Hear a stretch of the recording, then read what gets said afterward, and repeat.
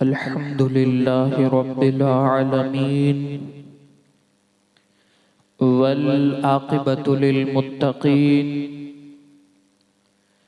वस्सलातु वस्सलामु अला सय्यिदिल अंबियाइ वल मुरसलीन व अला आलिहि व अस्हाबिहि तय्यिबीन अत्ताहिरीन अम्मा बअद फ़अऊज़ु बिल्लाहि मिनश शैतानिर रजीम बिस्मिल्लाहिर रहमानिर रहीम या अय्युहल्लज़ीना आमनुत्तक़ुल्लाह वब्तगू इलैहिल वसीला वजाहिदू फ़ी सबीलिही लअल्लकुम तुफ़्लिहून। सदक़ल्लाहु मौलानल अज़ीम व बल्लगना रसूलुहुन नबियुल अमीनुल करीम व नहनु अला ज़ालिका लमिनश शाहिदीन वश्शाकिरीन वल्हम्दुलिल्लाहि रब्बिल आलमीन। हाज़रीन मस्जिद व सामीईन मुहतरम, अस्सलामु अलैकुम व रहमतुल्लाहि व बरकातुहू। आइए कुछ अर्ज़ व मारूज़ात पेश करने से पहले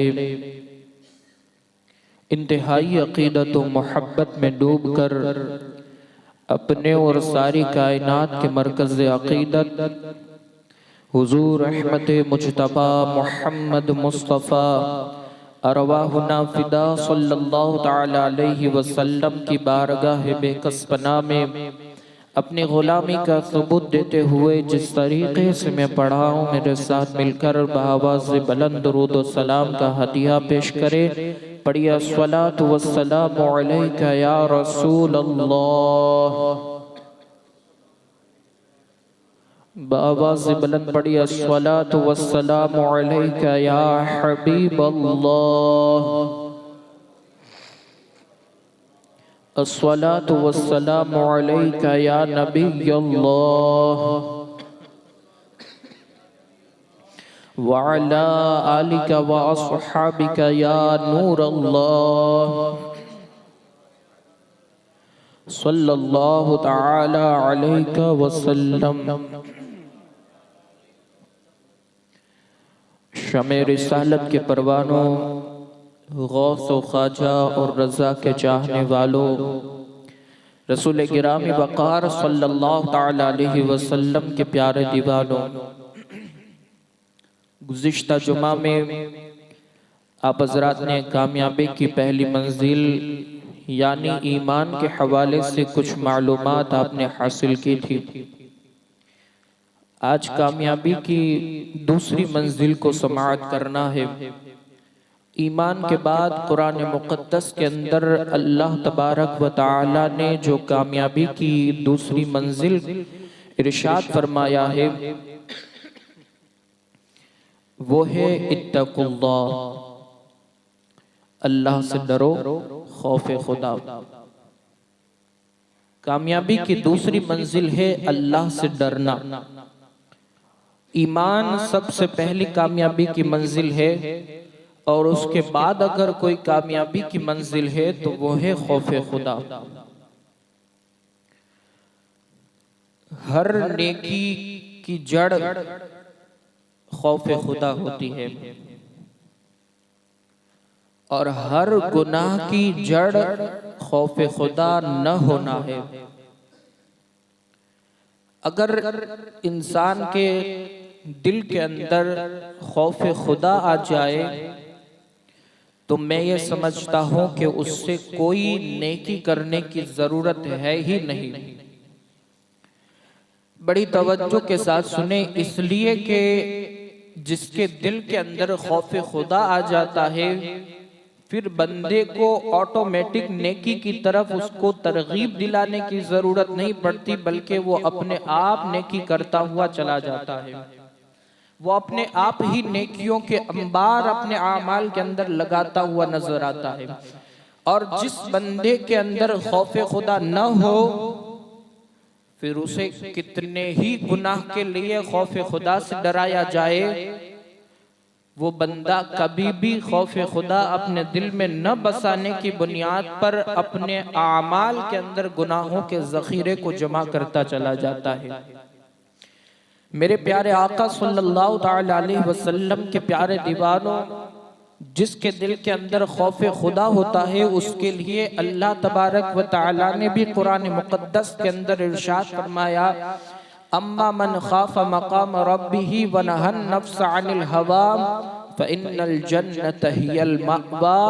यानी जिस बंदे के अंदर खौफ खुदा आ जाता है और उसके दिल के अंदर ये तसव्वुर पैदा हो जाता है कि कल बरोज़े क़यामत मुझे अल्लाह तबारक व तआला के सामने हाजिर होना है, फिर वो बंदा अपने नफ्स को नफ्सानी ख्वाहिशात से रोकता है। इस वजह से अल्लाह तबारक व तआला उसे जन्नत में अपना ठिकाना अता फरमाता है। ये कुरान मुक़द्दस के जुमले हैं। मेरे प्यारे आका सल्लल्लाहु ताला अलैहि वसल्लम के प्यारे दीवानों, लेकिन आज मुआशरे के अंदर खौफे खुदा के साथ साथ रियाकारी का एक गुनाह भी बहुत पनप रहा है। रियाकारी का गुनाह भी आज मुआशरे के अंदर बहुत ही आम होता हुआ चला जा रहा है। ये कहूं तो गलत ना होगा कि लोग रियाकारी को गुनाह तसव्वुर ही नहीं करते, लोग उसे गुनाह समझते ही नहीं। रियाकारी कहते किसे हैं? तो रियाकारी वो है कि अगर कोई नेक अमल किया जाए तो वो खालिस अल्लाह तबारक व तआला के लिए न हो, बल्कि लोगों को दिखाने के लिए किया जाए। हदीस पाक का मफहूम है, आका करीम सल्लल्लाहु ताला अलैहि वसल्लम ने इरशाद फरमाते हैं, रावी बयान करते हैं कि आका करीम सल्लल्लाहु ताला अलैहि वसल्लम ने यह बयान फरमाया कि मैं तुम लोगों के लिए एक अमल की वजह से बहुत डरता हूँ। तो पूछने वाले ने पूछा, या रसूल अल्लाह सल्लल्लाहु ताला अलैहि वसल्लम, किस वजह से आप डरते हैं? तो आका करीम सल्लल्लाहु ताला अलैहि वसल्लम ने इरशाद फरमाया, मैं शिर्क असगर की वजह से डरता हूँ। तो पूछने वाले ने पूछा, शिर्क असगर क्या है?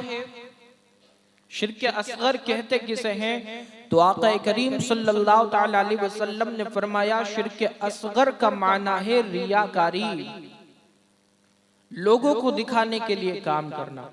एक और हदीस पाक के अंदर है कि आका करीम सल्लल्लाहु ताला अलैहि वसल्लम ने बयान फरमाया कि जो बंदा लोगों को दिखाने के लिए सिर्फ नमाज पढ़े, उसको जहन्नम के अंदर घसीटते हुए फरिश्ते ले जाएंगे और जहन्नम के अंदर डाल दिया जाएगा। जो लोगों को दिखाने के लिए रोजा रखे, उसका अंजाम भी जहन्नम है। जो लोगों को दिखाने के लिए हज करे, उसका अंजाम भी जहन्नम है। जो लोगों को दिखाने के लिए सखावत करे, लोगों को दिखाने के लिए कोई भी नेक काम करे, उसका आखिर अंजाम जहन्नम ही है। मेरे प्यारे आका सल्लल्लाहु ताला अलैहि वसल्लम के प्यारे दीवारों, इसी तरीके से हजरत अबू हुरैरा रदी अल्लाह ताला अन्हु बयान फरमाते हैं कि मैं जब एक मर्तबा खुतबा देने के लिए जब खड़ा हुआ, बयान करने के लिए जब खड़ा हुआ, तो जैसे ही मेरी जबान से ये अल्फाज निकले, काला रसूलुल्लाह, इतना कहना था कि मैं फौरन बेहोश होकर के गिर पड़ा। तो पूछने वाले ने जैसे ही बेहोश होने के बाद उनको होश में लाया, फिर उठाया, फिर जब खड़े हुए खुतबा देने के लिए, तो जैसे ही इस जुमले पर पहुंचे, काल रसूलुल्लाह सल्लल्लाहु ताला अलैहि वसल्लम, फिर बेहोश होकर के गिर पड़े। इस तरीके से 3 मरतबा बेहोश हुए। और जब आपको होश आया, तो जब लोगों ने पूछा कि ए अबू हुरैरा, आपके बेहोश होने की वजह क्या है? तो अबू हुरैरा रदी अल्लाह ताला अन्हु बयान फरमाते हैं कि उस मकाम पर मुझे आका करीम सल्लल्लाहु ताला अलैहि वसल्लम की एक हदीस मुबारका याद आ गई। तो पूछने वाले ने पूछा कि वो कौन सा मफहूम है, वो कौन सा फरमान है, आप हमें भी बताइए।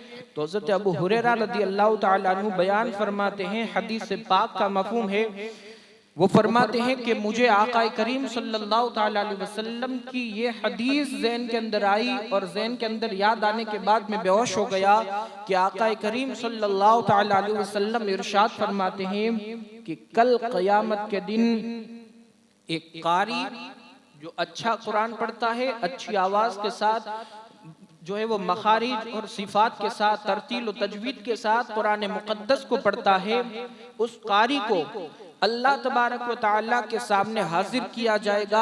एक बहुत ही जो सखावत के अंदर माहिर है, बहुत दुनिया के अंदर सखावत करता है, उसको अल्लाह तबारक व तआला के सामने लाया जाएगा। और एक शहीद होगा जिसको अल्लाह तबारक व तआला की बारगाह में लाया जाएगा।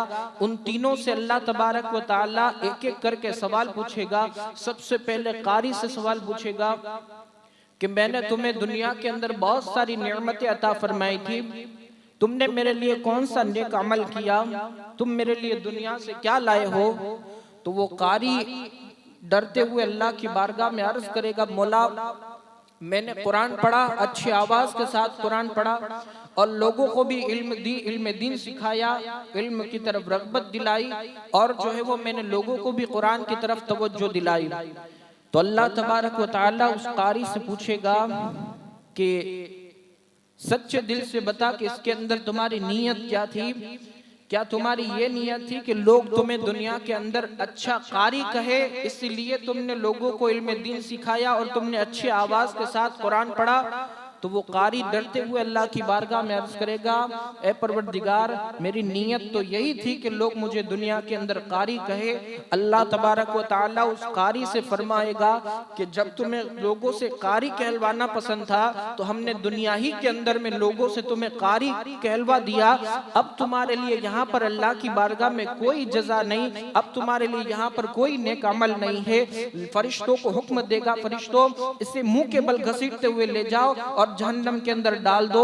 फिर इसके बाद अल्लाह तबारक व तआला की बारगाह में एक सखी को पेश किया जाएगा। उस सखी से भी अल्लाह तबारक व तआला यूं बयान फरमाएगा, उसे यूं अल्लाह तबारक व तआला इरशाद फरमाएगा कि ऐ सखी तू दुनिया से मेरे लिए क्या लाया, मैंने तुम्हें दुनिया के अंदर बहुत सारी नेमतें अता फरमाई थी, आज तू मेरे लिए कौन सा एक नेक अमल लेकर के आया है। वो सखी अल्लाह की बारगाह में इसी तरीके से अर्ज करेगा, मौला जो तूने माल और दौलत अता फरमाई थी, मैंने दुनिया वालों के अंदर उस दौलत और माल को तकसीम कर दिया, मैंने लोगों के अंदर सखावत की। अल्लाह तबारक व तआला उस वक्त उससे पूछेगा कि ऐ सखी क्या तुम्हारी सच्चे दिल से बता, क्या तुम्हारी ये नियत थी कि तुम्हें लोग सखी कहे, दुनिया के अंदर तुम सखावत के दुनिया के अंदर में तुम मशहूर हो जाओ और लोग तुम्हें सखी का लक़ब दे दे, इस वजह से तूने दुनिया के अंदर सखावत की थी। वो सखी अल्लाह की बारगाह में डरते हुए अर्ज करेगा, मौला जी हाँ मैंने इसीलिए दुनिया के अंदर सखावत की थी कि लोग मुझे सखी कहे।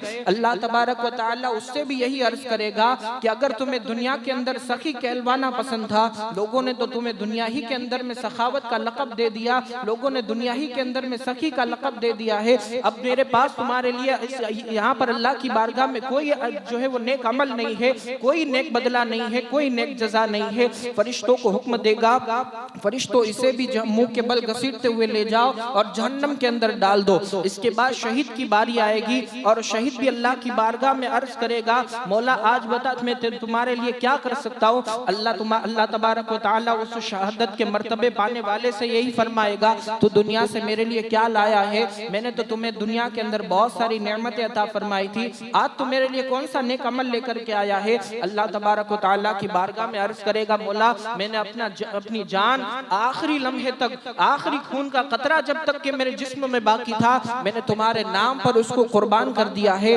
अल्लाह उससे भी फरमाएगा कि मुझे बता कि क्या तुमने दुनिया के अंदर शहीद का मर्तबा पाने के लिए तूने दुनिया के अंदर जिहाद किया और खून का आखिरी जो है वो अल्लाह की बारगाह में जो है वो शहीद के लिए दे दिया था। वो दुनिया के अंदर भी इसी तरीके से शहीद का मर्तबा पाने वाला अल्लाह की बारगाह में अर्ज कहेगा कि हाँ मौला, वो डरते हुए अल्लाह की बारगाह में यही अर्ज करेगा, हाँ मौला मैंने दुनिया के अंदर शहीद का मर्तबा पाने के लिए लोग मुझे शहादत का मर्तबा दे और लोग मुझे शहीद कहे, इसीलिए मैंने तेरी राह के अंदर में जिहाद किया और खून का आखिरी कतरा भी मैंने बहा दिया। अल्लाह तबारक व तआला उससे भी कहेगा कि फरिश्तों इसे जहन्नम के अंदर डाल दो, इसके लिए मेरे पास कोई बदला नहीं, कोई जजा नहीं। मेरे प्यारे आका सल्लल्लाहु तआला अलैहि वसल्लम के प्यारे दीवानों, पता चला कि हर अमल के अंदर इखलास जरूरी है। अगर किसी अमल के अंदर इखलास नहीं तो तुम्हारी नमाजें पढ़ना भी तुम्हारे मुंह पर मार दिया जाएगा, तुम्हारे रोजों को रखना भी तुम्हारे मुंह पर मार दिया जाएगा, सखावत करना भी तुम्हारे मुंह पर मार दिया जाएगा, लोगों को दिखाने के लिए हज करना भी तुम्हारे मुंह पर मार दिया जाएगा। इसी तरीके से तुम्हारे तमाम इबादतों को तुम्हारे मुंह पर मार दिया जाएगा, जब तक कि तुम्हारे इबादत के अंदर, तुम्हारे अमल के अंदर इखलास न हो। यहाँ पर एक और आखिरी बात अर्ज करके अपनी गुफ्तगू समेटने की कोशिश करूँ। फातिह खैबर मौलाए कायनात शेर खुदा, कौन मौलाए कायनात शेर खुदा? जो फातिह खैबर है। एक मर्तबा जंग के अंदर है, दुश्मनान इस्लाम से जंग कर रहे हैं। एक कट्टर दुश्मन इस्लाम था और बहुत ही पहलवान था, ताकतवर था, उससे जंग कर रहे थे। और जंग करते हुए जब उस पहलवान पर आप हमला कर रहे थे तो हमला करते हुए उस पर वार किया, और वार करने की वजह से वो पहलवान जमीन के बल गिर पड़ा और उस पर मौलाए कायनात शेर खुदा अली गुल मुर्तजा उसके जिस्म पर बैठ गए और म्यान से तलवार निकाली, और जैसे ही उसका सर तन से अलग करने वाले थे, वो पहलवान दुनिया की ऐशो इशरत से घबरा कर और दुनिया की मस्ती से घबरा कर थक हार करके मौलाए कायनात शेर खुदा अली गुल मुर्तजा कर्रमल्लाहु तआला वजहुल करीम के चेहरे पर थूक दिया। अब जैसे ही उसने थूका, मौलाए कायनात शेर खुदा अली गुल मुर्तजा कर्रमल्लाहु तआला वजहुल करीम उसके गिरेबान को छोड़ते हैं, उसके जिस्म पर से उतर जाते हैं और उतरने के बाद मयान को तलवार के अंदर रख देते हैं। वो पहलवान जो बहुत ही ताकतवर था और इस्लाम का बहुत बड़ा दुश्मन था, उसने मौलाए कायनात से अर्ज किया और पूछा कि ए अली, आज तो तुम्हारे हाथ में एक दुश्मनान इस्लाम की गर्दन थी, तुम चाहते तो तलवार भी चला सकते थे, आखिर इसके पीछे की वजह क्या है? तुमने तलवार क्यों नहीं चलाई? तुमने तलवार को मयान में क्यों रख दिया? मौलाए कायनात शेर खुदा अली गुल मुर्तजा उससे फरमाते हैं, ए पहलवान, तुमने इस्लाम के फलसफे को समझा ही नहीं। अगर तुम इस्लाम के फलसफे को समझ लेते तो इस्लाम के दुश्मन नहीं होते, बल्कि इस्लाम के कायल हो जाते, इस्लाम के मानने वाले हो जाते। सुनो इसके पीछे की फलसफा क्या है। मौलाए कायनात फरमाते हैं, इसके पीछे का फलसफा ये है कि जब मैं घर से निकला था तो दिल के अंदर इरादा ये किया था कि आज अल्लाह की रिजा के लिए मैं जिहाद करूंगा और जंग करूंगा और दुश्मनान इस्लाम को मारूंगा और उसको कत्ल करूंगा। जब मैदान में आया तब भी अल्लाह की रजा थी, जब मयान से तलवार निकाली तब भी अल्लाह की रजा थी, और जब तुम्हारे सीने पर मैं चढ़ बैठा था और तुम्हारा गिरेबान जब मेरे हाथ में था और मैं जब तलवार चलाने वाला था तब भी अल्लाह की रजा थी। लेकिन जब तुमने मेरे चेहरे पर थूका, आखिर मैं भी इंसान हूँ, मेरे नफ्स को भी गुस्सा आया और गुस्सा आने की वजह से इसके अंदर नफसानी ख्वाहिशात का मिलावट हो गया। इसके अंदर इसकी वजह यही थी कि मैं तुम्हारे गिरेबान को छोड़ करके उतर गया कि अब मैं अगर तुमको कत्ल करता हूं तो इसके अंदर आधी अल्लाह की रजा है और आधी मेरे नफ्स की रजा है। जैसे ही इस हिकमत को उस पहलवान ने सुना, वो फौरन मौलाए कायनात से अर्ज करता है, ए अली, तुम्हारे हाथ पर मुझे बैत करो, दाखिल इस्लाम करो, मुझे कलमा पढ़ाओ।